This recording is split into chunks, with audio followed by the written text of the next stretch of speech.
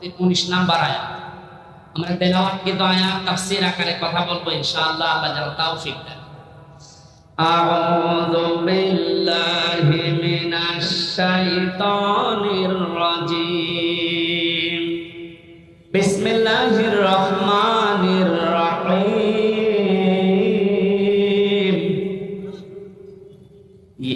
ইয়া আইয়ুহাল্লাযীনা আমানু তাকুল্লাহা ওয়া কুনু মা'আস সাদিকিন। আল্লাহর ঘোষণা, ওহে ঈমানদারেরা। আল্লাহ কোন বেঈমানকে ডাক দিয়েছেন এখানে? তাহলে যদি কোন বেঈমান থাকে আপনি চলে যান, কারণ এই আয়াত আপনার জন্য না, আপনার জন্য আলাদা আয়াত। বেঈমানের জন্য আল্লাহর ডাক ছিল ইয়া আইয়ুহাল্লাযীনা কাফারু, হে কাফেরেরা, হে বেঈমানেরা। এখানে কোন কাফের আছে? আমরা সব ঈমানদার। আমরা কি? এমন আমার ভেতরে ঈমান আছে কিনা এটা পরীক্ষা করার থার্মোমিটার আছে। সাহাবী প্রশ্ন করলেন, হে নবী, আমার ভেতরে ঈমান আছে কিনা আমি কিভাবে বুঝতে পারবো, কিভাবে টের পাবো? আমি তো নামাজ আদায় করি, রোজা রাখি, কাবা শরীফ তাওয়াফ করি। আল্লাহর নবী বলে, যদি দুইটা কাজ তোমার ভেতরে দেখতে পাও, ইজা সাররাতকা হাসানাতুকা ওয়া সাআতুকা সাজ্জিয়াতুকা, যখন কোনো ভালো কাজ, সমাজ উন্নয়নমূলক কাজ, আল্লাহর পক্ষের, রাসূলের পক্ষের, দ্বীনের পক্ষের কোন কাজ হয়, ওইটা দেখে যখন তোমার ভালো লাগে, আনন্দ লাগে, আর যখন তোমার অন্যায় কাজ দেখলে কষ্ট লাগে, তখন বুঝবে তোমার ঈমান আছে। অবগুণবাসী হাদিসটা সামনে রেখে বলেন তো, বাংলাদেশে ভালো কাজ সবার কাছে ভালো লাগে, অন্যায় কাজ সবার কাছে খারাপ লাগে। আপনি নিজেই নিজেকে পরিমাপ করতে পারবেন আসলে আপনার ঈমান আছে কিনা। এখন যদি মনে করেন কি আমি শেরপুর মসজিদের সভাপতি, আমার ঈমান নেই, মানে আমি তো শেরপুরের সভাপতি, আর আবু সাহেব ছিল কাবা শরীফের সভাপতি, তার হিসাবে আপনার কোন খবর আছে? শেরপুর বাংলাদেশে কয়জন চেনে? আর কাবা শরীফ সেই জায়গার সভাপতি হয়েও বেঈমান জাহান্নামে গেছে, আর আপনি শেরপুরের সভাপতি হয়ে বগল বাঁধাচ্ছেন যে আমার ঈমান নেই। মানে ভালো কাজ যার কাছে আনন্দ লাগে না, অন্যায় দেখলে যার কাছে কষ্ট লাগে না, সে যেই হোক ওটা বেঈমান। ঈমান আছে কিনা আনসারে জিজ্ঞাসা করা লাগবে, আপনি নিজে টের পাচ্ছেন। সুতরাং ঈমান যাদের আছে, হাদিস অনুযায়ী আল্লাহ পাক তাদেরকে ডাক দিলেন, হে ঈমানদারেরা। আমি আয়াতের তাফসীর পড়তে গিয়ে পেয়েছি 89 জায়গায় আল্লাহ পাক এই শব্দটা কোরআনে দিয়েছেন। আর যখনই ঈমানদারকে তিনি ডাক দেন, তখন তার কুদরতি হাত এভাবে উঁচা করে ডাকেন, ইয়া আইয়ুহাল্লাযীনা আমানু। জোরে বলেন আল্লাহু আকবার। 89 জায়গায় আল্লাহ ডাক দিয়েছেন, তার ভেতরে এইটা একটা, ইত্তাকুল্লাহ, আমি আল্লাহকে ভয় করো, আকুনু মা'আস সাদিকিন, আর সত্যবাদী যারা তাদের সঙ্গে থাকো। এই আয়াতের নির্দেশ দুইটা। কয়টা? আল্লাহকে ভয় করো, সত্যবাদী যারা আছে তাদের সাথে থাকো। বোঝা হয়ে গেছে না? আল্লাহুম্মা আমিন। মানে আপনি বলছেন বোঝা হয়ে গেছে। এবার আসেন তো এই দুইটা শব্দের ব্যাখ্যা যায়। কোন আয়াত থেকে যদি কেউ তাফসীর শুনতে চায়, করতে চায়, তাফসীরে মাজহারি আল্লামা সানাউল্লাহ পানিপতি রাহমাতুল্লাহ আলাইহি লিখেছেন, কেউ যদি কোরআনে কারিমের কোন আয়াত থেকে কথা শুনতে চায়, কমপক্ষে 5টা বিষয় থেকে তাকে আগে কথা শোনা লাগবে। 1 নম্বরে শুদ্ধ তেলাওয়াত, যেটা করলাম। 2 নম্বরে সে যেই ভাষায় কথা বলে ওই ভাষায়, মাতৃভাষায় অর্থ, এটা শুনলাম। 3 নম্বরে ওই আয়াতের ঐতিহাসিক প্রেক্ষাপট, শানে নজুল যেটা বলা হয়, ব্যাকগ্রাউন্ড, এটা আমি বলবো এখন। 4 নম্বরে আয়াতের বাস্তব শিক্ষা দেওয়া লাগবে। ওই মান ধাতা বলে কি হয়েছে এগুলো বাদ দে, এখন বাস্তবতা অনুযায়ী আয়াত আমাদেরকে কি দিতে চায় এই শিক্ষাগুলো জনগণের সামনে দেওয়া লাগবে। 5 নম্বরে আয়াত থেকে যে শিক্ষাগুলো পাবে ওইগুলো নিয়ে বাড়ি যে আমল করবে। আমরা 2টা করে ফেলেছি, শুদ্ধ তেলাওয়াত আর মাতৃভাষায় অর্থ। যে যেটা সূরা তাওবার আয়াত, কোন সূরা বলেন বলেন? 129টা আয়াত আছে, মাত্র একটা আয়াত পড়েছি, 119 নম্বর আয়াত। তাওবা শব্দের শাব্দিক অর্থ আমরা অনেকেই মনে করি তাওবা মানে আস্তাগফিরুল্লাহ রাব্বি মিন কুল্লি যামবি ওয়া আতুবু ইলাইহি, হয়ে গেল। তাওবা আর ইস্তেগফার এই 2টা কিন্তু এক না, এই 2টা শব্দ আলাদা, মাজদারও আলাদা। কথা বুঝতেছেন? তাওবা আর ইস্তেগফার, কেউ যদি ইস্তেগফার করতে চায় সব সময় আপনি করতে পারবেন, কিন্তু তাওবা আস্তাগফিরুল্লাহ আস্তাগফিরুল্লাহ আস্তাগফিরুল্লাহ বললেই তাওবা হয় না। তাওবা করার জন্য কমপক্ষে মানুষের জীবনে 3টা বিষয় মানা লাগে। ইস্তেগফার আর তাওবার ভেতরে পার্থক্য এই, কোন মানুষ যদি তাওবা করে ওর পেছনের অপরাধগুলো শুধু আল্লাহ মাফ করে দেয় না, ওই পুরা জায়গাটা আল্লাহ নেকি দিয়ে ভরাট করে দেয়। এখানে যারা এসেছি আজকে আমরা শুধু ইস্তেগফার না, তাওবা করার মতো তাওবা করে বাড়ি যাব। পেছনের অপরাধগুলো শুধু যেন মাফ হয়ে না যায়, ওই জায়গাটা যেন আল্লাহ নেকি দিয়ে ভরাট করে দেয়। বলেন আমিন। 1 নম্বরে যদি তাওবা কেউ করতে চায় তাকে বলা লাগবে আল্লাহ আমি অপরাধী। আমি এই স্বীকৃতিটা আজকে পৃথিবীতে মানুষ দিতে চায় না। দেখবেন এই দেশে হাতে নাতে ধরা পড়ার পর অস্বীকার করে না, না তদন্ত করা লাগবে। তদন্ত 7 দিন সময় দিয়েছে যাদেরকে, ওদেরকে মাল মশলা মেরে ওর মুখ বন্ধ করে দেয়। আপনি যদি সত্যি তাওবা করতে চান সে যে কোনো বিষয়ে, আপনাকে প্রথমে স্বীকৃতি দেওয়া লাগবে অপরাধের জন্য, ওই গুনার জন্য স্বীকার করা লাগবে যে হ্যাঁ আমি এই কাজ করেছি, আমি অপরাধী। এখন প্রশ্ন হচ্ছে আপনি স্বীকার করবেন কার কাছে? না না, আপনি শুনছেন না, অপরাধ করেছেন যার কাছে স্বীকার করবেন তার কাছে। আপনি বিনা কারণে আমার মুখের উপর একটা থাপ্পড় দিলেন আর কাবা শরীফের গিলাফ ধরে বলছেন আস্তাগফিরুল্লাহ, হে আল্লাহ আমারে মাফ করে দাও, কিয়ামতের আগে মাফ পাবেন না। কারণ আপনি তো আল্লাহর গালে থাপ্পড় দেননি, দিয়েছেন আমার গালে। আগে আমার কাছে স্বীকার করেন যে হামজা ভুল হয়ে গেছে। হ্যাঁ, স্বীকার করার সময় আবার অনুশোচনা লাগবে, অনুতপ্ত হওয়া লাগবে। আপনি যদি একেবারে মোড নিয়ে বলেন এই হামজা মাফ কর, মাফ হবে? আপনার প্রতি রাগ ছিল, আমার বেড়ে যাবে। আমি আবার বলছি দ্বিতীয় পয়েন্টটা, তাওবা যদি কেউ সত্যি করতে চায় ওই মানুষটা অপরাধ করবে যার কাছে, স্বীকার করবে তার কাছে। আপনি অপরাধ যদি আপনার স্ত্রীর কাছে করে থাকেন অবশ্যই স্বীকার করবেন স্ত্রীর কাছে, এটা কোনো দোষের কিছু না। স্ত্রীর কাছে দোষ করেছে আর শ্বশুরের কাছে বলছে শ্বশুর আমারে মাফ করে দেন, হবে না।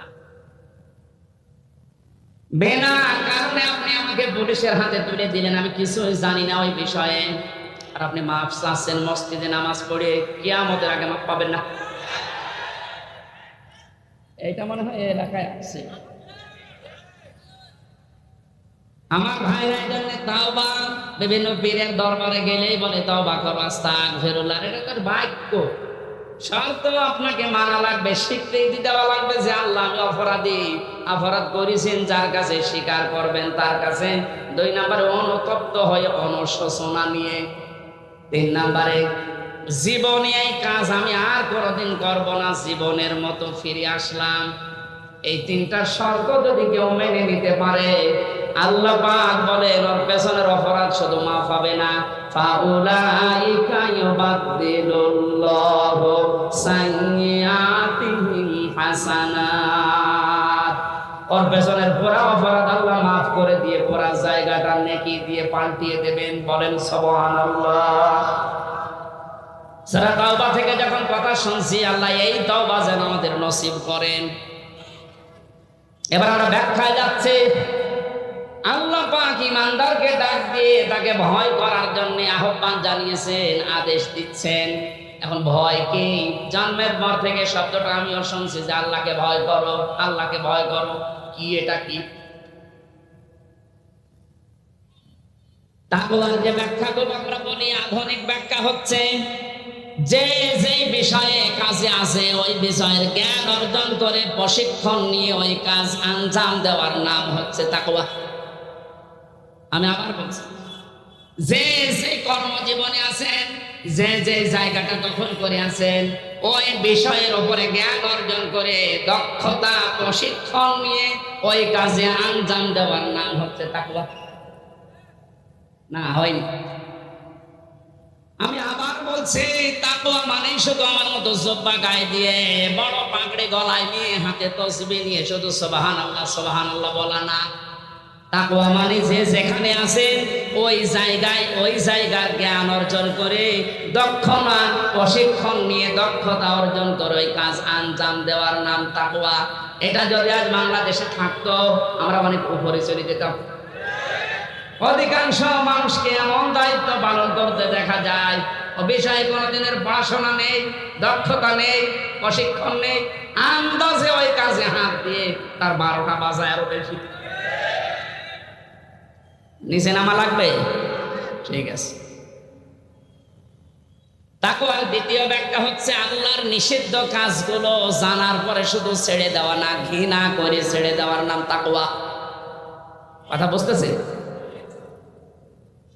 আল্লাহ আমাদেরকে তাকওয়া অর্জন করার মাধ্যমে 9টা উপকার করতে চেয়েছেন। দুনিয়াতে কেউ যদি তাকওয়াবান হতে পারে, তাকওয়া মানে কি শুধু জুব্বা গায়ে দেওয়া, শুধু জিকির করা? যেখানে যেই কাজে আপনি হাত দিয়েছেন, হ্যাঁ আপনি লেবার, কোনো অসুবিধা নেই, আপনি গাড়ি সারে মনে করেন, গাড়ির মিস্ত্রি, ওই বিষয়ের উপরে লেখাপড়া করে ওই বিষয়ে প্রশিক্ষণ নিয়ে দক্ষতা অর্জন করে ওই কাজকে সুচারুরূপে আঞ্জাম দেওয়ার নাম কি? আরো জোরে বলেন। আর চাইনার দিকে তাকান, দিন দিন উন্নতি এমনি করছে, এইটা থাকার কারণ। ওরা যে যে বিষয়ের উপরে দক্ষতা অর্জন করে লেখাপড়া, আমি ছেলে যখন ছিলাম 3টা বছর, কয়েকজন চাইনিজ আমার সাথে ছিল। ওরা কি টাকা পয়সার ঝামেলার কারণে ধরা পড়েছিল, দিয়েছে আমার পাশের রুমে।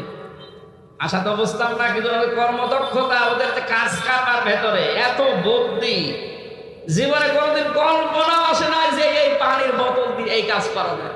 ও ছাতা ওইটা করে দেখায়। ওই বিষয়ের উপরে লেখাপড়া আছে, কর্মদক্ষতা আছে এবং প্রশিক্ষণ নিয়েছে, এই জন্য দিন দিন ওরা উপরে উঠতেছে। আজ আমরা ওদের মতো যদি তাকওয়াটা বুঝতাম আর বাস্তবে কাছে লাগাতাম, আমার মনে হয় যে ষড়যন্ত্র কয়েকদিন আগে প্রধানমন্ত্রী শেখ হাসিনা যে আশঙ্কা করেছে বাংলাদেশ নিয়ে, পার্বত্য চট্টগ্রামের কয়েকটা জেলা, মায়ানমারের কিছু অংশ আর ইন্ডিয়ার কিছু অংশ নিয়ে সাদা চামড়ার যারা আছে তারা কিন্তু গোপন আন্দোলন চালাচ্ছে। এটা একটা স্বাধীন খ্রিস্টান রাষ্ট্র ঘোষণা দেবে। প্রধানমন্ত্রী 14 দলের সাথে গোপন বৈঠক করে যে কয়েকটা কথা শেষের দিকে জানিয়েছে, তার ভেতরে এটা একটা। ওনারে আশঙ্কা যদি সত্যি হয়, আপনি চর্মচোখে দেখবেন এদের ভাগ হয়ে সুদানের মতো, দক্ষিণ সুদান, পূর্ব তৈমুরের মতো খ্রিস্টান একটা স্বাধীন রাষ্ট্র এই এলাকায় চলছে। দেখো ভালো সংবাদ নাকি? আমাদের কর্মদক্ষতা, তাকওয়ার এই ব্যাখ্যা যেটা আধুনিক ভাবে করা দরকার, এটা আমাদের করা দরকার। আল্লাহ আমাদেরকে ওই পর্যায়ে যাওয়ার তৌফিক দেন, বলেন আমিন। যে যে বিষয়ে আপনার ছেলেটা, আপনার মেয়েটা যে বিষয়ে অভিজ্ঞতা ছোটকাল থেকে দেখবেন যেদিকে মন আছে, ওই বিষয়ে আপনি তাকে তুলে দিন। সবাইকে আলেম হওয়া লাগবে, সবাইকে ইঞ্জিনিয়ার হওয়া লাগবে না। যে যে বিষয়ের দিকে যেতে চায়, ধাবিত হতে চায়, ভালোবাসে, ওই বিষয়ে যেন জ্ঞান অর্জন করার জন্য রাস্তা পায়, তাকে ব্যবস্থা করে দেন ও কর্মদক্ষতা অর্জন। কথা বলে না কেন? মায়ের বীর গভীরে যখন বাবার এই বীর্যটা দ্রুত গতিতে যে আশ্রয় নেয়, আল্লাহ রাব্বুল আলামিন বলেন এই যে নেই থেকে আস্তে আস্তে হামজা পর্যন্ত বানালাম। এই যে নেই থেকে পূর্ণতায় যিনি প্রতিটি জিনিসকে পৌঁছিয়ে দেন, আরবিতে তার নাম বলা হয় রব। এই নামটা আল্লাহ নিয়েছেন, এই কারণে হামজা এখানে বসে আছে। আমার বাবার স্ফুলিঙ্গ দিয়ে দ্রুত গতিতে আমার মায়ের রেহেমের ভেতরে যে পানিটা গিয়েছিল, বিজ্ঞান এখন দেখাচ্ছে ওই 1 ফোঁটা নাপাক পানির ভেতরে 40,000 হামজা তৈরি হওয়ার ক্ষমতা ছিল। হয়তো 40,000 ওই পর্যন্ত তৈরি হয়ে দুনিয়া আসতে পারত, কিন্তু কেউ পর্যন্ত যেতে পারেনি। জরায়ের দেওয়ালের সাথে ধাক্কা লেগে অনেকে পড়ে গেছে, অনেকে মারা গেছে। আমি হামজা একা ওই জায়গায় গিয়ে 40 দিনে শুধু পাল্টিয়েছি। আমি নুতফা, মুদগা, আলাকা এগুলো হতে হতে 6 মাসের পরে চামড়া দিয়ে, বডি দিয়ে স্ট্রাকচার তৈরি করে আমার ভেতরে আল্লাহর রূহ দিয়ে একটা আকৃতি দিয়েছেন। ওয়াল্লাযী ইউসাউবিরুকুম ফিল আরহামি কাইফা ইয়াশা।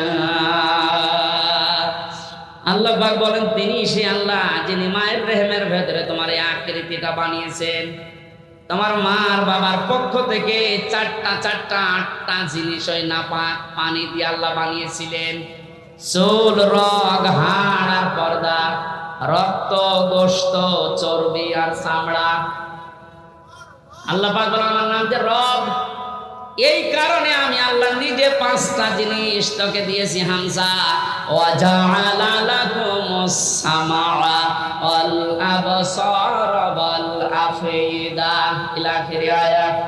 এটা সূরা নাহলের 78 নম্বর আয়াতের মাঝের অংশে আছে। আল্লাহ পাক বলেন, শ্রবণ শক্তি, দর্শন শক্তি, বাক শক্তি, আকেল শক্তি আর ঘ্রাণ শক্তি, এই 5টা জিনিস আমি আল্লাহ আমার রব নামের কারণে তোকে দিয়েছি। আর 5-13টা জিনিস যখন এক হয়, ছেলে হবে না মেয়ে হবে, আকারটা আমি আল্লাহর সিদ্ধান্ত অনুযায়ী তৈরি হয়। ছেলে হয় মেয়ে হয়, নিজেরা মন খারাপ করি, এটা মন খারাপের বিষয় না। এই সিদ্ধান্ত কার? আমার বোর। বলেন, ছেলে হলে মেয়ে হলে যারা মন খারাপ করে স্ত্রীর উপরে, প্রকার আনতে তারা যেন আল্লাহর সিদ্ধান্তের উপরে নারাজ। আমি সহ যারা জাহেলিয়াতে আছি, আল্লাহ তাদেরকে যেন মুক্তি করেন। বলেন আমিন। ছেলে হোক মেয়ে হোক, কারো দোষ আছে? স্বামীর দোষ আছে? আল্লাহ রাব্বুল আলামিন বলেন, 8-13টা জিনিস যখন এক হয়ে যায়, 6 মাস পার হয়ে যাওয়ার পরে একে আমি দুনিয়াতে আস্তে করে বের করার সিদ্ধান্ত নেই। আল্লাহু আখরাজাকুম মিন বুতুনি উম্মাহাতিকুম লা তা'লামুনা শাইআ। মায়ের পেট থেকে আস্তে করে দুনিয়ার ময়দানে আমি আল্লাহ তোকে নিয়ে আসলাম। এমন অবস্থায় নিয়ে এসেছিলাম যখন কিছু খেতে পারতিস না। এই জন্য আমি আল্লাহ তোর মায়ের স্তনে 6 মাস আগেই তোর জন্য খাবার আমার রব নামের কারণে গরম করে রেডি করে রেখেছি। মায়ের স্তনের ভেতরে যদি একটা বোটা দিতাম, চষা মারলে অনেকগুলো দুধ এসে তোর কচি কণ্ঠ আটকে যেত, মরে যেতে, শ্বাস নিতে পারতে না। আমি যে রব নামটা নিয়েছি, এই কারণে মায়ের ওই স্তনে সূক্ষ্ম 32টা ছিদ্র দিয়েছে। একবার চষা দিলে যেন একবার এই দুধগুলো এসে তোর মুখের ভেতরে প্রবেশ না করে, ওই জায়গায় জমা হয়ে সূক্ষ্ম 32টা ছিদ্র দিয়ে আস্তে আস্তে করে এসে তোর জীবন আমি বাঁচিয়েছি। আমি রব নামটা খেলা করার জন্য নেয়নি। মুখটা নাপাক করি না, মায়ের পেটের ভেতরে নাভির ভেতর দিয়ে খাবার পাস করে দিয়ে তোর মুখটা পবিত্র রেখেছিলাম। অথচ দুনিয়ায় আসার পরে আমি তোর দিকে তাকিয়ে দেখি এই মুখের ভেতরে কত হারাম, অপবিত্র, নাপাক জিনিস দিয়ে ভর্তি করিস। কথা বলে ঠিক? আপনি কি মনে করেন শুধুমাত্র কুকুরের পায়খানা, মানুষের পায়খানা, শুকুরের গোশত খাওয়ায় হারাম? ভাইয়ের জমি যারা, বোনের জমি যারা জাল দলিল করে ফাঁকি দিয়ে লিখে নেয়, ওইটাও কুকুরের মাংসের মতোই হারাম। যারা মেয়ের জমি ফাঁকি দিয়ে ছেলেকে লিখে দিয়েছেন, আপনি বিশ্বাস করতে পারেন জাহান্নামের টিকিট আপনার একটা বুক করা হয়ে গেছে। শরীক ফাঁকি দেওয়া মানুষ বগুড়ায় নেই। কথা বলেন, যারা শরীক ফাঁকি দিয়েছেন আপনার ইবাদত কবুল বন্ধ হয়ে গেছে, আগে ওইগুলো ফেরত দেবেন। আজকেই বাড়ি যে বোনের সম্পদ আগে ফেরত দেবেন, তারপর আপনি নামাজ পড়া আরম্ভ করবেন। এখন যদি বলেন সাদা তো ফেরতও দিতে পারে না, নামাজও কবুল হয় না, নামাজই পড়বো না। আপনি নামাজ না পড়লে আল্লাহর ক্ষমতা হারিয়ে যাবে। বলেন নিজের পায়ে নিজে কোড়াল মারছেন, এই সময়টা দুনিয়ায় ফেরত পাবেন না। আমার এখন 32 বছর বয়স, আমি কি জীবনে ইচ্ছা করলে আর 12 বছরে ফিরে যেতে পারবো? আজকের মাহফিলের প্রধান অতিথি, ওনার বয়স মনে করেন এখন 60 বছর। কিয়ামত পর্যন্ত যে চেষ্টা করে 12 বছরে ফিরে যেতে পারবে, যে সময়টা পার করে ফেলেছে আর কোনোদিন ফেরত পাবেন না। সুতরাং এইটাই আমাদের হায়াতের আসল জীবন। এইটার জন্য আল্লাহ একটা কসম দিয়েছেন, ওয়ালা আসরি ইন্নাল ইনসানা লাফি খুসর।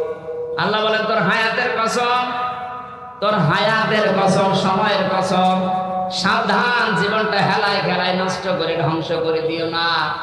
পেছনের দিকে তাকাবার ভাবো, এই সময়টা যেহেতু আর ফেরত আসছে না, সামনে যতটুকু হায়াত আছে এটা আমার কাছে একটা নিয়ামত। এটা কি? ফামান সুহসিহা আনিন নার ওয়া উদখিলাল জান্নাতা ফাকাদ ফাজ ওয়ামাল হায়াতুদ দুনিয়া ইল্লা মাতাউল গুরুর। আল্লাহ রাব্বুল আলামিন বলেন, হে পৃথিবীর মানুষেরা, দুনিয়ার জীবনে বেশি দিন ক্ষমতায় থাকা, বেশি টাকা পয়সা গাড়ি বাড়ির মালিক হওয়া, শরীর স্বাস্থ্য মোটা হওয়া, ভালো হওয়ায় সফলতা না। সফল মানুষ তো ওইটা যাকে আমি আল্লাহ মরণের পরে জাহান্নামের আগুন থেকে মাফ করে দিয়ে জান্নাতি বলে ঘোষণা দেব, এইটাই সফলতা। আর এটা পাওয়ার জন্য দুনিয়ার জীবনে কি করা লাগবে? আস্তে আস্তে করে আপনি জাহান্নামের অন্যায় কাজগুলো ছেড়ে দিয়ে দিয়ে জান্নাতের ভালো ভালো কাজের দিকে এগিয়ে যাবেন। সুতরাং এই দেশে আমরা যারা অন্যায়, অবৈধ, শয়তানি কাজ কারবার আস্তে আস্তে ছেড়ে দিয়ে মানবতার পক্ষে, ইসলামের পক্ষে এই কাজগুলো আস্তে আস্তে যারা আঞ্জাম দিতে পারবো, আপনি বুঝবেন আল্লাহ আপনাকে এই দুনিয়াতে জাহান্নামের পথ থেকে জান্নাতের দিকে এগিয়ে দিচ্ছে। আপনি সফল। আমার হায়াতুদ দুনিয়া ইল্লা মাতাউল গুরুর, এই শব্দটা আল্লাহ এত কঠিন ভাবে কোরআনে দিয়েছেন। এ পৃথিবীর মানুষেরা ভালো করে শোনো, দুনিয়ার জীবন কিন্তু একটা ধোঁকা। এটা কি?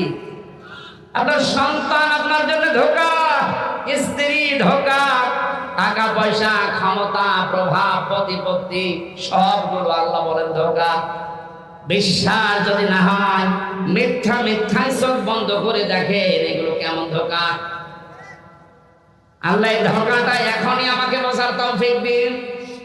বগুড়াবাসী, এটা যত তাড়াতাড়ি বুঝতে পারবেন তত তাড়াতাড়ি আপনার কল্যাণ হবে। আপনি যদি এখনই বোঝেন যে হ্যাঁ এগুলো আসলে ধোঁকা, আপনার অন্যায় অবৈধ কাজের ভাগ দুনিয়ায় কেউ নেবে না, অথচ অবৈধ কাজ করে যা কামাই করবেন ওগুলো ভাগ নেওয়ার জন্য হাজার মানুষ বসে আছে। এই ধোঁকা থেকে বাঁচার জন্য আল্লাহ রাব্বুল আলামিনের সাহায্য কামনা করা দরকার। আল্লাহ পাক আমাদেরকে জানিয়েছেন, আমি যে নামটা নিয়েছি রব, তোকে আস্তে আস্তে করে দুনিয়ার জীবনে এনে মুখটা পবিত্র করে রেখেছিলাম, তুই মুখটা পবিত্র রাখতে পারলি না। হারাম, অবৈধ এবং নাপাক জিনিস দিয়ে মুখটা পবিত্র অপবিত্র করে আমার কাছে আসলি। আমি তো শুধু নাম নিয়ে শেষ করে দেয়নি, নামের কার্যকারিতা, গুণাগুণ আমি আল্লাহ ওগুলো বাস্তবে বহন করি। আমি রাজ্জাক নাম নিয়েছি, শুধু নিয়েই শেষ করে দেয়নি। রাজ্জাক নামের কারণে পৃথিবীর যত সৃষ্টি আছে সবাইকে আমি আল্লাহ রিজিক দেই। জোরে বলেন সুবহানাল্লাহ। রিজকের দায়িত্ব কার? আর জোরে বলেন, জাহান্নাম থেকে বাঁচার দায়িত্ব কার? যেটার দায়িত্ব আল্লাহ আমাদেরকে দিয়েছেন ওইটার বিষয়ে আমরা বেখবর হয়ে আছি, বেহুশ হয়ে আছি। আল্লাহ আমাদের আমলের, ইমানের উপরে ভিত্তি করে আখিরাতে নাজাত দেবে, এইটার কোনো খবর আমাদের নেই। অথচ যেটার দায়িত্ব আল্লাহ নিজের হাতে নিয়েছেন ওইটা নিয়ে পেরেশান হয়ে আজ হাজারো মানুষ জাহান্নামের টিকিট কেটে বিদায় দিচ্ছে। আল্লাহ তাআলার গরুরটা একটু বোঝার তৌফিক আমাদেরকে দাও না, বলেন আমিন। এখানে এমন আল্লাহর উপরে আমরা ঈমান এনেছি যার অস্তিত্ব আছে, যার নাম আছে, প্রতিটি নামের গুণাগুণ আছে, কার্যকারিতা আছে। তিনি হুকুম দিয়েছেন, তিনি আরকান দিয়েছেন। এগুলো যারা বিশ্বাস করে বাস্তব জীবনে মানতে পারে, এই মানুষগুলো আসল নেকির কাজে আছে। ওয়াল ইয়াউমিল আখির, কিয়ামতের ময়দানের বিশ্বাস দৃঢ় থাকা লাগবে। কিসের বিশ্বাস? জন্মের পর থেকে আমার মনে হয় আমরা এই শব্দের সাথে পরিচিত যে কিয়ামত হবে, কিয়ামতের জবাব দেওয়া লাগবে। এটা যে নেকির কাজ, এটা যারা বিশ্বাস করেছিল তাদের জীবনের দিকে আপনি তাকান। তাহলে ঘটনাগুলো এমনি খেলা করার জন্য শুনিয়েছেন তা না। খলিফাতুল মুসলিমিন হযরত ওমর, এই যে হিসাব, এটা বিচার, এটা যে কি জিনিস আমরা এখনো অনেকে টের পাই না। উনি বিশ্বাস করেছিলেন যে বিচার হবে, হিসাব দেওয়া লাগবে। সন্তানটা ভর্তি করে দিলেন মাদ্রাসায়। হযরতে আব্দুল্লাহ, ওই একই জায়গায় হুসাইন হযরতে আলীর সন্তান লেখাপড়া করত। হযরতে হুসাইন রাদিয়াল্লাহু তাআলা আনহু বারবার কলম ফেলে দিচ্ছিলেন। আব্দুল্লাহকে বলেন তুলে দাও। একবার, দুইবার, তিনবার তুলে দেওয়ার পর উনি বললেন, হুসাইন বারবার কলম ফেলে দাও, আমারে তুলতে বলো, আমি কি তোমার গোলাম, চাকর, খাদেম নাকি? হযরত হুসাইন মুখ ফসকে বলে ফেলেছেন, আব্দুল্লাহ তুমি শুধু চাকর না, তুমি খাদেম না, তুমি খাদেমের বাচ্চা খাদেম। অথচ ওই সময় প্রেসিডেন্টের ছেলে বাড়িতে গিয়ে বলছে, আব্বা আমি আর মাদ্রাসায় যাব না, হুসাইন আমাকে গালি দিয়েছে, আমি নাকি খাদেমের বাচ্চা খাদেম, তুমিও নাকি খাদেম, তুমি যদি বিচার না করো মাদ্রাসায় পড়াই বন্ধ করে দেব। খলিফাতুল মুসলিমিন হযরত ওমর বললেন, সন্তান এখন না, বিচার জমার দিন নামাজের সময় করব। খুতবা দিচ্ছিলেন, ডাক দিয়ে বললেন, হুসাইন এখানে আসো। বলে হ্যাঁ, সামনে আসো। তুমি আমার সন্তানটাকে গালি দিয়েছো? বলে হ্যাঁ দিয়েছি। কেন দিলে? ইমাম হুসাইন ডাক দিলেন, খলিফা বুকে হাত দিয়ে বলেন তো, আপনি কি আমার নানার খাদেম ছিলেন না? আমি তো দেখেছি আপনি আমার নানার খেদমত করছেন। খাদেমের ছেলেকে খাদেমের বাচ্চা বলেছে, অসুবিধা কি? হযরত ওমর কেটে ফেললেন। ডাক দিয়ে বলে, হুসাইন আমি তো এভাবে কোনোদিন ভাবি নাই, মেয়ে শব্দটা লিখে দিতে পারবে? কাগজ কলম নিয়ে আসেন। খেজুরের পাতা নিয়ে এসেছে, লিখে দিলেন, হুসাইন আমি নিজে আলীর সন্তান হয়ে বলছি, ওমর আমার নানার খাদেম ছিল, আমি দেখেছি, সই করে দিলাম। হযরতে ওমর রাদিয়াল্লাহু তাআলা আনহু কাগজটা হাতে নিয়ে জমা খেলেন। সাহাবীদেরকে বললেন, নবীর সাহাবীরা বিচার হয়ে গেছে। হযরত আব্দুল্লাহ তো ছোট মানুষ, বলে আব্বা তুমি তো বিচার শুরুই করলে না, কি করে হয়ে গেল? হযরত ওমর বলে, সন্তান যে বিচার করেছে দুনিয়া না, মরণের পর কাছে লাগবে। আমি যখন মারা যাবো এই কাগজটা আমার কাফনের ভেতরে দিয়ে দিও। কিয়ামতের ওই কঠিন ময়দানে মহান আল্লাহ যখন আমার জীবনের হিসাব আরম্ভ করবে, কিছুই যদি কবুল না হয় এই কাগজটা আল্লাহকে দেখাতে পারবো। রব্বুল আলামিন তোমার নবীর নাতি লিখে দিয়েছে আমি নাকি নবীর খাদেম ছিলাম, এবছর আমার আজকে মাফ করে দাও। তাছাড়া জবাব দেওয়ার মতো কোনো কাজ, কোনো আমল আমার হাতে নেই, অথচ তাদের জীবনের যে নেকির কাজের বর্ণনা হাদিসে পাওয়া যায়।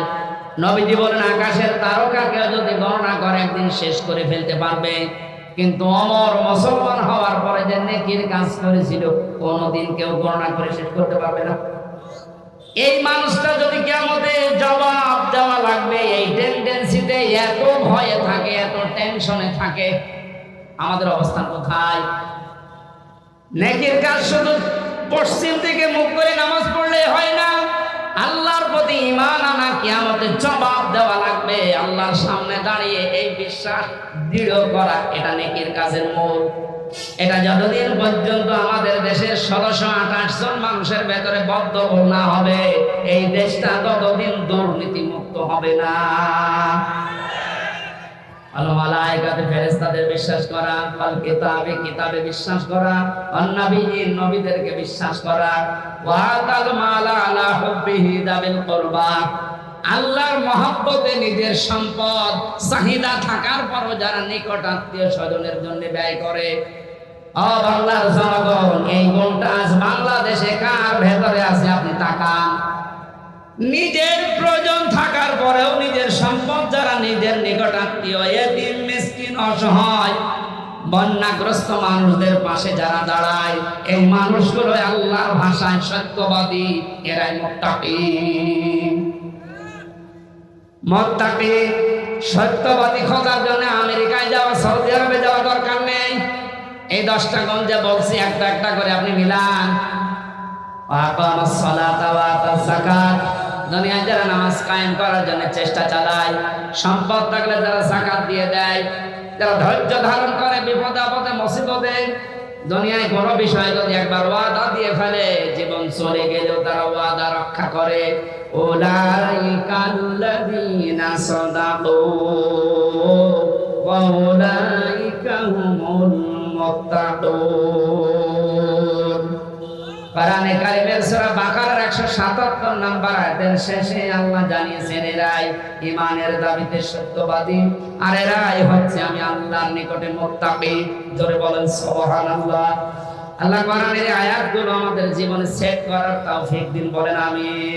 আমার বিশ্ববিদ্যালয় কুষ্টিয়ার শ্রদ্ধাভাজন বড় ভাই, আপনাদের পাশের জেলা নাটোরের সন্তান আলহাজ মাওলানা বজলুর রশিদ মিয়া সাহেবের ছোট জামাতা মাওলানা আব্দুল বারী রশিদি ভাই, তার হায়াতে থাকতে বা সিহাতে কলিয়া কামনা করছি।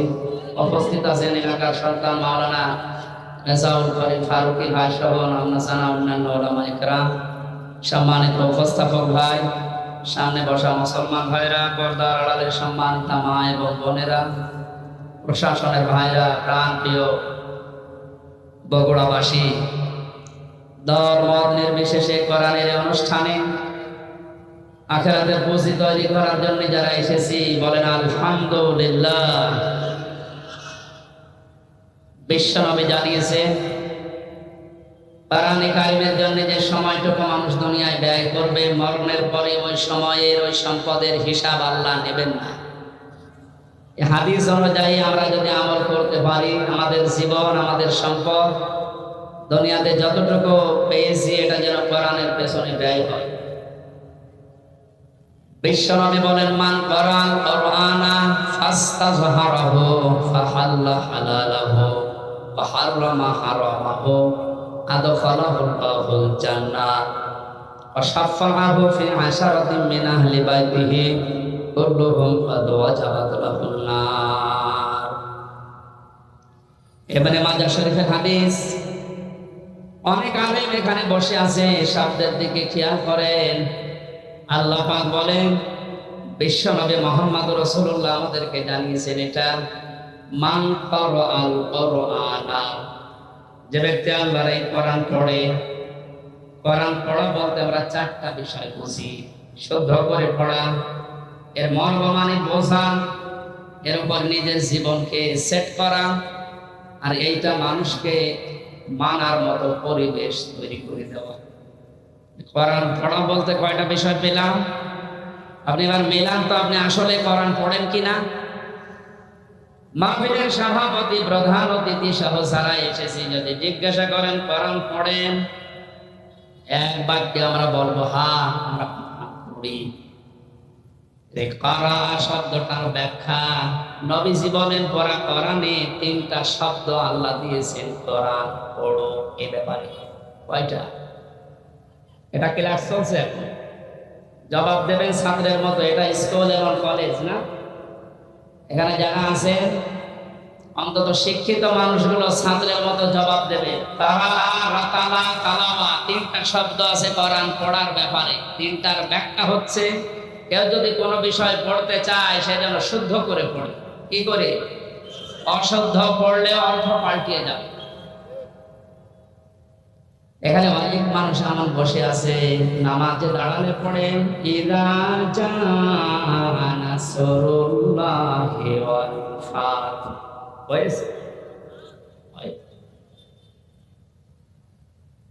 এখানে সোয়াদ আছে, নাসর মানে সাহায্য, আর নুন সিন রা নাসর মানে ঈগল পাখি। আপনি যদি মুখটা গোল করে শুদ্ধ করে উচ্চারণ না করেন অর্থ আকাশ পাতাল পাল্টিয়ে যাবে। আল্লাহ পাক বলেন ইযা জাআ নাসরুল্লাহি ওয়াল ফাত, হে নবী আল্লাহর সাহায্য যখন আসবে আপনি তখন বিষয় দেখতে পাবেন। যদি মুখটা গোল না করে সিন দিয়ে উচ্চারণ করেন অর্থ হয়ে যাচ্ছে হে নবী যখন শকুন আসবে, ঈগল পাখি আসবে তখন আপনি বিজয় পাবেন। হয়েছে?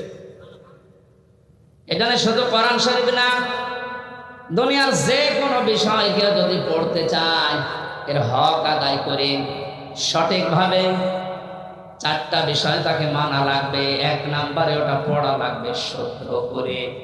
কি করে? এটা তো আমি বানালাম নাকি? কোরআনে কারীম জানিয়েছে, ওয়ারাত্তিলিল কুরআন তারতিলা। হে নবী, আপনি কোরআন পড়বেন শুদ্ধ করে, স্পষ্টভাবে, থেমে থেমে। প্রধান অতিথি সহ যারা এখানে আছেন, নবীজির এই হাদিসের প্রথম অংশটা আমরা একটু মিলাই আমাদের জীবনে। নবীজি জানিয়েছেন যে ব্যক্তি কোরআন পড়ে, আপনি তো বলছেন আমি কোরআন পড়ি, তাহলে এটা শুদ্ধ করে পড়া লাগবে আপনাকে। আমি আল কোরআন রিসার্চ ফাউন্ডেশনের সদস্য ছিলাম এক সময়। আমি দেখেছি এই দেশের জরিপে 100 জনের 95 জন আল্লাহর কোরআন শরীফ শুদ্ধ করে পড়তে পারে না। এই রিপোর্ট কি খুব ভালো রিপোর্ট? এই জন্য আহ্বান জানাচ্ছি অন্য ধর্মের লোক এখানে যেহেতু নেই, আমরা সব মুসলিম দাবি করছি, আমাদের জীবনের 1 নাম্বার টার্গেট বানানো লাগবে আল্লাহর এই কোরআন আমরা শুদ্ধ করে পড়ব। 2 নাম্বারের মর্ম মানে বুঝতে হবে। কেন? কোরআনে কারীম জানিয়েছে, ওয়াইদা সামিউ মা উনজিলা ইলার রাসূলি তারা আ'য়ুনাহুম তাফিদু মিনাত তামি'i মিম্মা আরাফু মিনাল হক ইলা আখির আয়াত। সূরা মাইদা 7 নাম্বার পারার 1ম নাম্বার পৃষ্ঠার 1ম নাম্বার লাইনের 83 নাম্বার আয়াতের প্রথম অংশে আছে। এটা তাফসিরে ইবনে কাসিরে পাবেন। আল্লাহ পাক বলেন, হে নবী, আপনি যখন আমার বান্দাদের সামনে কোরআন পড়বেন, যারা এর মর্ম বাণীগুলো অনুধাবন করতে পারে, বুঝতে পারে যে আমি কি বলতে চাই, আপনি দেখবেন তাদের চোখ দিয়ে মনের অজান্তে পানি পড়ছে। কোরআনে তাদের চলে সবাই চোখে পানি আসবে না, এটা বোঝার মতো যোগ্যতা আপনার থাকা লাগবে। এখানে কোরআন যদি কেউ হক আদায় করে পড়তে চায়, মাস্ট বি তাকে এটা বোঝার চেষ্টা চালাতে হবে। 4বার আল্লাহ এই ঘোষণা আমাদেরকে কোরআন শোনাচ্ছেন, ওয়ালাকাদ ইয়াসসারনাল কুরআনা লিযিকরি ফাহাল মিন মুদ্দাকির। অবশ্যই আমার কোরআনকে আমি বোঝার জন্য, পড়ার জন্য, এটা মানার জন্য সহজ করে দিয়েছি। কেউ কি আসো এখান থেকে শিক্ষা নেওয়ার জন্য? বগুড়াবাসী, আমরা আজকে থেকে আল্লাহর এই আফসোস আর থাকতে দেব না। যতদিন জীবন আছে কোরআন বুঝে মরার চেষ্টা করব ইনশাআল্লাহ। 3 নাম্বারে শুধু না, এটা আমাদের বোঝার চেষ্টা চালাতে হবে। কিচ্ছু লাগবে না, লিখে ফেলে কষ্ট, আমার কাছে কিচ্ছু দেবেন না আর এখানে কথা বলবেন। হ্যাঁ, আবার কারে চা দিচ্ছেন আপনি? পেছনে যে কয়জন আছে দিয়ে শেষ করে দিন, তাড়াতাড়ি করুন। একটা ক্লাস চলছে, চা খাচ্ছে, সবাইকে চা দেন। হ্যাঁ, তাড়াতাড়ি করেন, ডিস্টার্ব করলে কিন্তু বসাতে পারবেন না। এটাকে আমি আগে মারছি। ক্লাস চলে বিশ্ববিদ্যালয়ে, আমরা দেখি 40 থেকে 45 মিনিট। আমরা 1 ঘন্টা ক্লাস যদি নেই, 1 ঘন্টা ক্লাস নিলে কমপক্ষে 20 ঘন্টা পড়া লাগে। এটাতে আর কি মারা ক্লাস চলছে নাকি? এক ছাত্র এসে স্যারের কাছে বলছে, স্যার ছুটি দেন নাই আমি গেলাম। ছুটি দেন নাই আমি গেলাম মানে তার রোল নাম্বার কত? 82। 82 মানে ক্লাসে ছেলে মেয়ে কয়টা? 82টা। 82টা ছেলে মেয়ে, রোল নাম্বার কত? খুব ভালো ছাত্র, ওর জীবনে কোনো এম আছে, কোনো উদ্দেশ্য আছে, শুধু আসে এটা আনন্দ ভর্তি করে চলে যায়। আপনার কি ওইরকম ছাত্র নাকি? আজকে যখন এসেছেন এই প্রচন্ড গরমে কষ্ট স্বীকার করে, অন্তত 1টা ঘন্টায় যেন কিছু বাণী নিয়ে আমল করার জন্য যেতে পারে। আমি যে শব্দগুলো বোঝাচ্ছি খুব কঠিন কঠিন শব্দ, এতদিন আপনি শোনেননি। কোরআন পড়ার ব্যাপারে কয়টা শব্দ আছে আপনি জানতেন?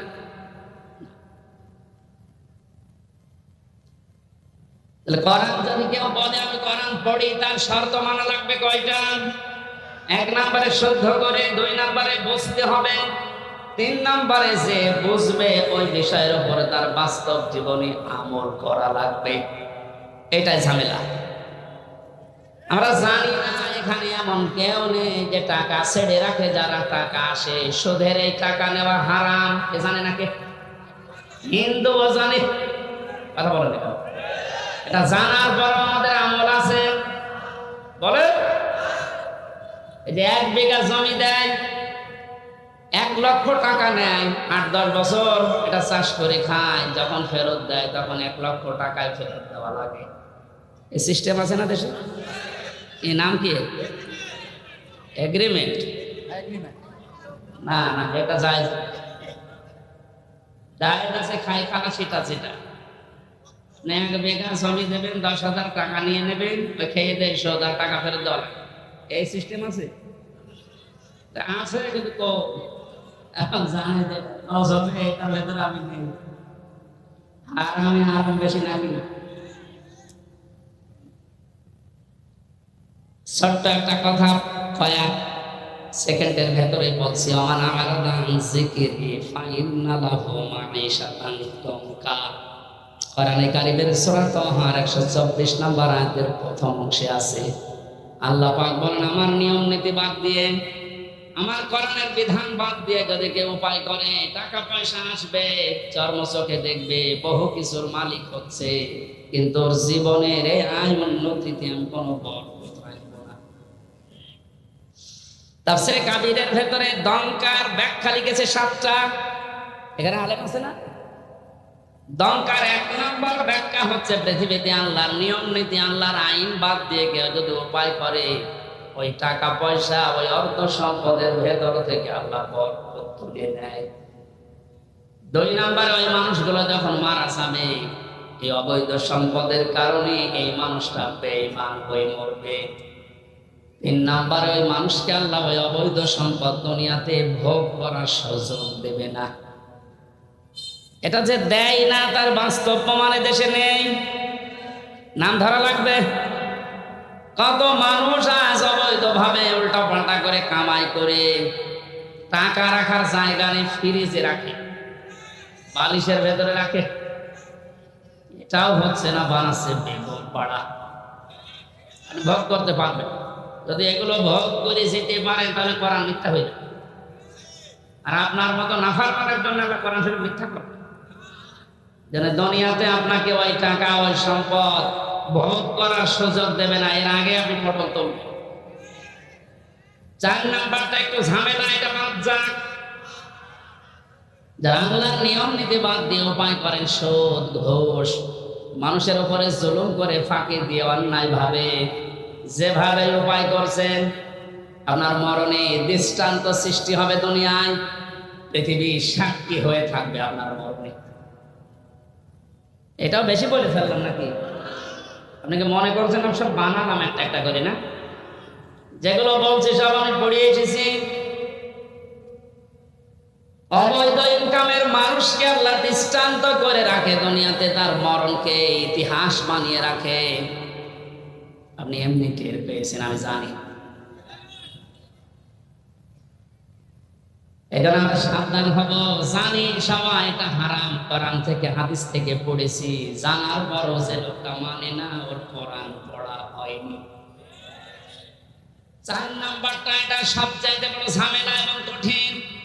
নবীজি বলেন, কেউ যদি কোরআন পড়ে এই কথা বলে, সে শুদ্ধ করে পড়বে, সে ওইটা বোঝার চেষ্টা চালাবে, নিজে মানবে, এবং এটা মানুষ যেন মানতে পারে সেই ব্যবস্থা করে দেবে। এটা ঝামেলা না? এটা যদি আজ কেউ করতে চায়, সে সব চাইতে বড় বিপদে আছে এই বাংলাদেশে। আমি কোরআন পড়ি, আমি শুদ্ধ করে পড়ি, আমি বুঝি, এবং আমি যতটুকু বুঝি অতটুকু মানার চেষ্টা চালাচ্ছি, অসুবিধা নেই। 4 নাম্বারটা, আমি যতটুকু মানি এটা মানুষ যেন মানতে পারে, ওই ব্যবস্থা আমি করে দিতে চাই। এটা কোরআন পড়ার 4 নাম্বার শর্ত। এক কথা বলছেন? 4 নাম্বারটা কি সহজ না কঠিন? এটা করতে গেলে আজ পদে পদে বিপদ। তাহলে 4টা শর্ত যারা মানে না, ওদের কোরআন পড়া হচ্ছে। জন্মের পর থেকে এটা শুনেছি, কেউ যদি কোরআনের একটা হরফ পড়ে তার নেকি হয় কয়টা? হ্যাঁ, আপনার পড়া তো আবার পড়ার মতো হওয়া লাগবে। আপনি যদি আমার ছোট মেয়ের মতো পড়েন, আর বয়স 4 বছর, ও তো পড়ে, এক লাইন পড়তে গেলে এক লাইনে যদি 10টা শব্দ থাকে 9টা ভুল করে, ওর পড়া হচ্ছে। আপনার পড়াও তো এরকম হয়ে যাচ্ছে।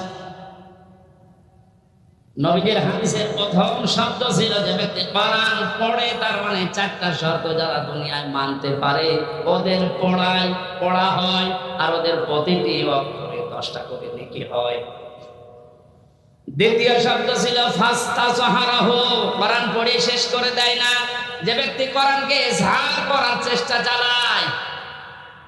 যারা আরবি গ্রামার বোঝে, ফাস্তাজহারাহু এই শব্দের ব্যাখ্যা আমি যত পেয়েছি, আধুনিক ব্যাখ্যা হচ্ছে প্রকাশ করা, ইজহার করা, দাঁড় করানো, স্পষ্ট করা, কায়েম করা, বিজয় করা। কোরআন যারা পড়বে ওই 4টা হক অনুযায়ী এবং কোরআনকে বিজয়ী করার জন্য যারা চেষ্টা চালাবে, এই সংখ্যা বাংলাদেশে কম না বেশি? একটা জরিপ পেয়েছিলাম, এই দেশের 100 জনের 15 জন মানুষ শুধু মন থেকে চায় যে কোরআনে কারিমে দেশে ফাস্তাজহারাহু এটা বিজয়ী হোক, আর বাকি 100 জনের 85 জন শুধু টানা আছে। দ্বিতীয় পয়েন্টটা হচ্ছে না। 3 নম্বরে কি ছিল?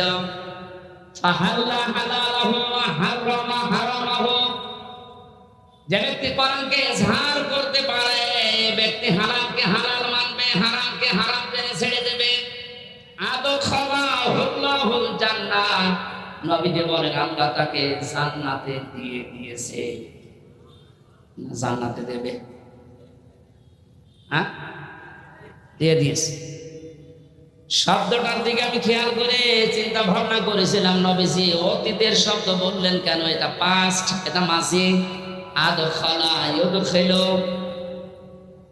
নবীজি মজারে দিতে পারতেন, মাজি দিলেন, অতীতের পাস্ট দিয়েছেন কেন?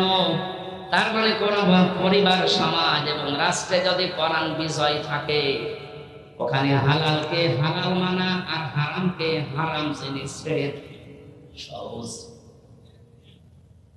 যে সমাজে, যে দেশে কোরআন বিজয় নেই, ওখানে হালালকে হালাল জানার পর আপনি মানতে পারবেন না। এক কথা বলছেন, হারামকে হারাম জানার পর আপনি ছেড়ে দিতে পারবেন না। নাকি এই জায়গাগুলো দেশে নেই? এখানে প্রতিটি শব্দের আগে দেখবেন ফা দেওয়া আছে। মান ক্বারাল কুরআনা ফাস্তাজহারাহু ফাহাল্লা হালালাহু, সব ফা দিয়ে আরম্ভ। ফায়ের ব্যাখ্যা আছে। ফা শব্দটা আরবি গ্রামার অনুযায়ী 19টা অর্থে ব্যবহার হয়। এখানে যে ফা দিয়ে নবী যে বাক্যগুলো আরম্ভ করছে, প্রতিটির পেছনে লুকিয়ে আছে আগেরটা যদি মানতে পারো পরের ফল দেখতে পাবে। আপনি কোরআন পড়ছেন কি করে? আপনি নিজে এবার টের পান 4টা শর্ত মিলছে না।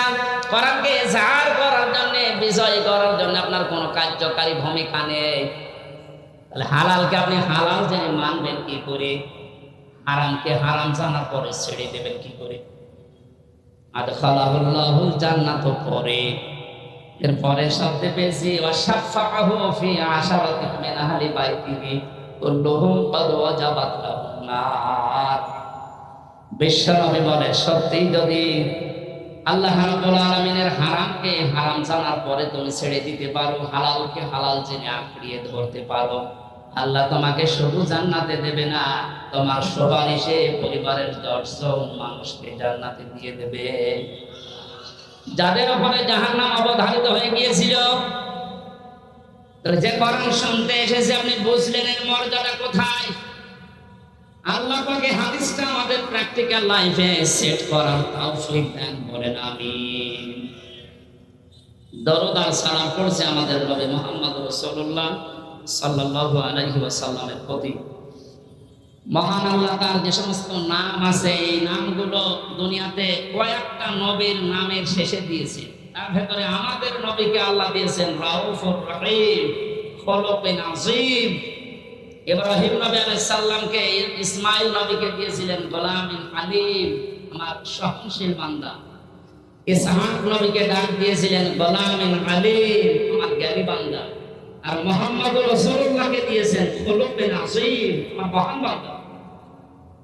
এত বড় চরিত্র আমার নবী মুহাম্মদুর রাসূলুল্লাহকে আমি দিয়েছি, কিয়ামত পর্যন্ত মানুষ শুধু অনুসরণ করে যাবে, এর কোন কিনারা কিছু পাবে না। বলেন সুবহানাল্লাহ। সেই নবীর আদর্শ আজ আমাদের সামনে পড়ে আছে।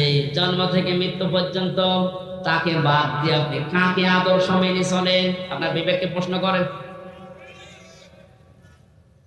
আল্লাহ ঘোষণা দেওয়া একটা আদর্শ আছে দুনিয়ায়, কয়টা? বলেন বলেন। আল্লাহ নিজে ঘোষণা দিয়েছেন যে এই আদর্শটা মেনে চলো। ইয়াসিন ওয়াল কুরআনিল হাকীম। ইয়া মানে হে, সিন মানে সাজ্জেদ। আল্লাহ পাক জানাতে চেয়েছেন, হে নেতা, দুনিয়াতে আল্লাহর ঘোষণা দেওয়া নেতা আদর্শ মাত্র একটা, তার নাম মুহাম্মদুর রাসূলুল্লাহ। আল্লাহ রাব্বুল আলামিন পুরা কোরআনে নবীকে 7টা নামে বিশেষভাবে ডাক দিয়েছেন। তার ভেতরে ইয়াসিন, তাহা, মুহাম্মদ, আহমদ, আব্দুল, মুজাম্মিল, মুদাসসির। বগুড়াবাসী বিবেক যদি থাকে আজকেই কাজে লাগাবেন। আল্লাহর ঘোষণা দেওয়া নেতা আদর্শ যার নাম তিনি জানিয়েছেন মুহাম্মদুর রাসূলুল্লাহ, সেটা বাদ দিয়ে যদি পৃথিবীর কাউকে আপনি অনুসরণ করেন, অনুকরণ করে চলেন, আপনি মরতে দেরি, জাহান্নামে যেতে দেরি হবে না। এইটা আমি বানালাম না, এটা মানুষ। ইমাম বুখারী রাহমাতুল্লাহ আলাইহি বুখারী শরীফ লেখার আগে একটা কিতাব লিখেছেন আল আদাবুল মুফরাদ। এখানে একটা হাদিস তিনি এনেছেন, 6 প্রকার মানুষকে আল্লাহ বিনা বিচারে, বিনা হিসাবে, কোনো হিসাবও নেবে না, বিচারও করবে না, মরণের পরে তাদেরকে আল্লাহ জাহান্নামে পাঠিয়ে দেবে। তার 3 নাম্বারেই তারা দুনিয়াতে যাদের আদর্শ মুহাম্মদ রাসূলুল্লাহ ছিল না। এই হাদিসটা কোরআনের সূরা ইয়াসিনের ইয়াসিন, এর ব্যাখ্যা তাফসীর পড়ার পরে আমার বড় ভয় হচ্ছে। এই পৃথিবীতে হাজারো মানুষ মুহাম্মদ রাসূলুল্লাহর আদর্শ না মানার কারণে যাচ্ছে। আল্লাহ তুমি আমাদেরকে বাঁচাও, বলেন আমিন। আমি এটা বলে আপনার ক্ষতি করে ফেললাম? হ্যাঁ, আপনি তো ধরা খাবেন। চোখ বন্ধ হওয়ার পরে আপনি এখন ধরা খাবেন। নবীজির একটা কথা 100 ভাগের 1 ভাগ মিথ্যা নেই। যাদের আদর্শ এখন ঠিক হয়নি, মুহাম্মদ রাসূলুল্লাহ বাদ দিয়ে অন্য কাউকে যারা মেনে চলছেন, এখনই তওবা করে পরিবর্তন হবে। এটা আপনার কোনো হিসাব নেই, বিচার নেই, আপনি মরে গেলে বিনা হিসাবে, বিনা বিচারে জাহান্নামী। আল্লাহ তুমি আমাকে সহ যারা আমরা এসেছি এটা বুঝে মানার তৌফিক এখন দান করো। আর সরে বলেন